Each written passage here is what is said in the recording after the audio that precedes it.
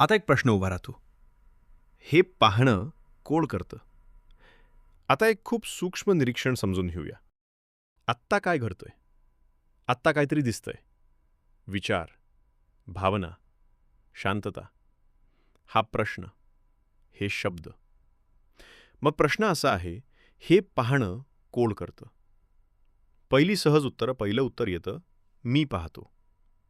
पण थांब, हा मी कोण? शरीर? मन? विचार? हे सगळं स्वतःच दिसतंय. जे दिसतं ते पाहणारा असू शकत नाही. दुसरं उत्तर येतं, साक्षी पाहतो. पण साक्षीपणाची भावना कधी असते, कधी नसते. ती येते आणि जाते. जे येतं जातं ते अंतिम नसतं.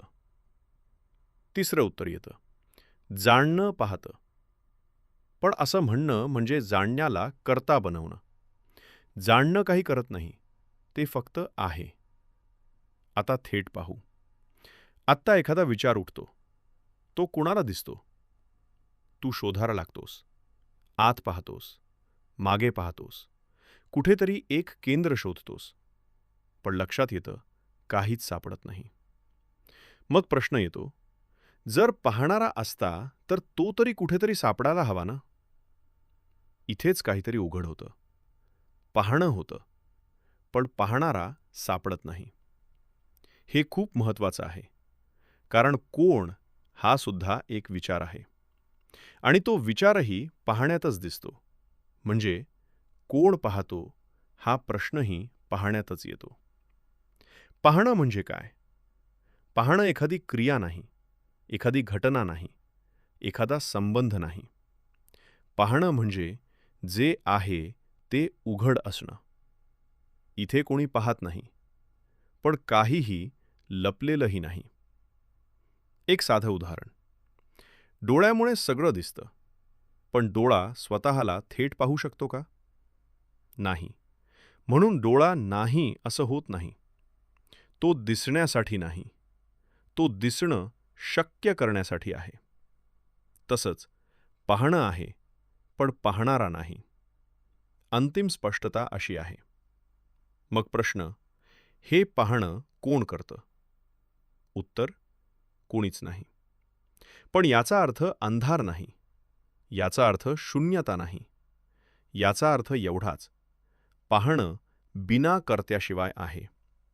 इथे मी गळतो. मी पाहतो ही कल्पना टिकत नाही. मी आहे हा विचारही दिसतो. आणि मग उरतं.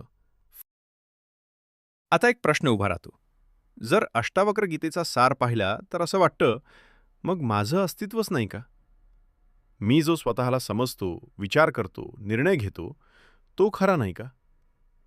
हे समजताना एक मोठा गैरसमज होऊ शकतो. अष्टावक्र असं म्हणत नाही की काहीच अस्तित्वात नाही. तो फक्त इतकंच म्हणतो, जसं तू स्वतःला समजतोस, तसं तू अस्तित्वात नाहीस. तू स्वतःला काय समजतोस? मी हा देह आहे. मी विचार करणारा आहे. मी निर्णय घेणारा आहे. मी या सगळ्याचा केंद्र आहे. अष्टावक्र म्हणतो, हा मी नाही. पण याचा अर्थ असा नाही की काहीच नाही. तो फक्त चुकीची ओळख मोडतो. व्यवहारात पाहिलं तर शरीर एक यंत्रासारखं आहे. शरीर एक जैविक मशीन. मेंदू हार्डवेअर. मन सॉफ्टवेअर. विचार प्रक्रिया. स्मृती स्टोरेज. या सगळ्या डिझाईनप्रमाणे घटना घडतात. इच्छा येतात, प्रतिक्रिया होतात, निर्णय घडतात, कृती होतात. हे सगळं या यंत्राच्या रचनेनुसार चालतं. पण अष्टावक्रचा प्रश्न इथे आहे. हे सगळं चालवणारा कोण? आपण गृहीत धरतो, मी चालवतो. अष्टावक्र म्हणतो, घडतंय, पण कोणी चालवत नाही. इथे अजून एक सूक्ष्म गोष्ट आहे. आपण म्हणतो, मी जाणतो. पण अष्टावक्र विचारतो, मी म्हणजे कोण? जर देह मी नाही, मन मी नाही, विचार मी नाही, तर मी जाणतो हे कोण म्हणतं? इथेच अहंकाराचा शेवटचा किल्ला असतो. मी जाणणारा आहे. अष्टावक्र तोही मोडतो. तो म्हणतो, जाणणारा नाही. जाणणं ही स्वतंत्र प्रक्रिया नाही. जसं विचार घडतो, भावना घडते, तसंच जाणणंही घडतं. पण कोणासाठी? कुणालाच नाही. कधीकधी आपण म्हणतो, पूर्ण ब्रह्मांड जाणतं. हे ऐकायला सुंदर वाटतं, पण अष्टावक्र इथेही थांबवतो. कारण जाणणं म्हणजे एक संबंध. जाणणं म्हणजे सब्जेक्ट आणि ऑब्जेक्ट. पण ब्रह्म संबंधरहित आहे. जर तू म्हणालास ब्रह्म जाणतं, तर तू त्याला एक क्रिया दिली, एक गुण दिला. अष्टावक्र म्हणतो, हे अजून कल्पना आहे. मग एक एक थर गळतो. मी देह आहे, नाही. मी मन आहे, नाही. मी कर्ता आहे, नाही. मी साक्षी आहे, नाही. मी जाणणारा आहे, नाही. ब्रह्म जाणतं, नाही. मग उरतं काय? कोणतं उत्तर नाही, कोणतं विधान नाही, कोणती संकल्पना नाही. फक्त जे आहे ते आहे.